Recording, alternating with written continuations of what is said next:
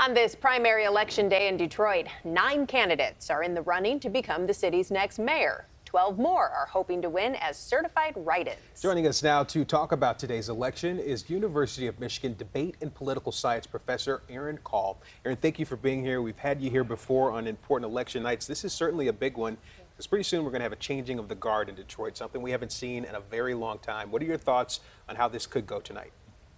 Yes, it'll be very exciting in this off-year election. I think the turnout is a concern, given it's not, the major kind of four-year election, but very exciting. And there's been a lot of campaigning, and campaign funding and advertising really matters. I know all the candidates are going down to the wire. And although it is a very large race, I really think that it's maybe a 2 or 3 person race. I think that Mary Sheffield is the overwhelming favorite, and really it's going to be a battle tonight for second place amongst a handful of candidates. But once you get into that 2-person race in the fall, it could be an entirely different race with a lot of changing dynamics. So that's why tonight's so important. So City Council President Mary Sheffield, I'm interested in your thoughts on a couple of the other candidates who might be front runners. And when it comes to Sheffield and those other candidates, what are some strengths and weaknesses? I think start with Santil Jenkins, who is a former president of the City Council, CEO, and has a lot of experience. And I think it's probably the primary opponent, just given they have a lot of similar backgrounds.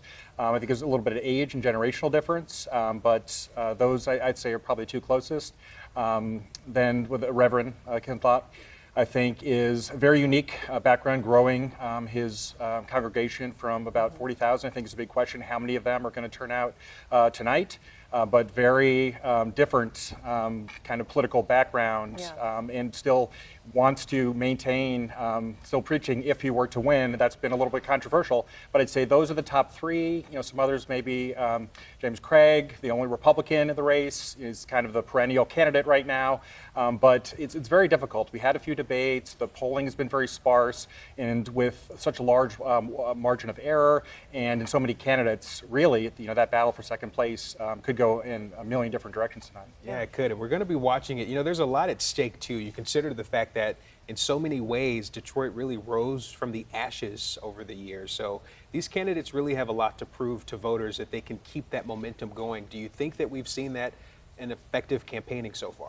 I think so. As you mentioned, Mayor Duggan's been here for going 12 years and came in such a difficult scenario with bankruptcy. And I think everyone has had really nice things to say about him in the campaign.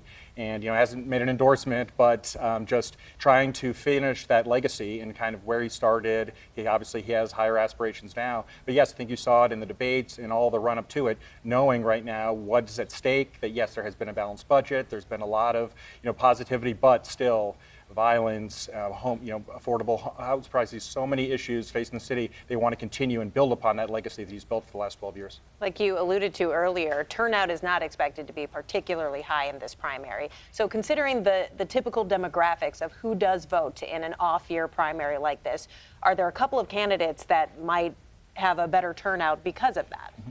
Yeah, I think this is about older voters, much more reliable and are likely, and so issues that really are important to them. Female voters, I think you're looking at maybe 60% and so some of the female candidates we talked about earlier. But yes, very low turnout. There's 500,000-600,000 eligible voters, only expecting maybe less than 100,000 tonight. The absentee ballots weren't as strong as they expected, and so with any little movement, there can be a lot of surprises because there's a much more variance when the turnout is so low in this odd-year election. Yeah. Well, we're going to be keeping an eye on all of it. It's going to get interesting tonight, and we will have Aaron back for much more analysis as the night goes on. Thank you very much. Of course.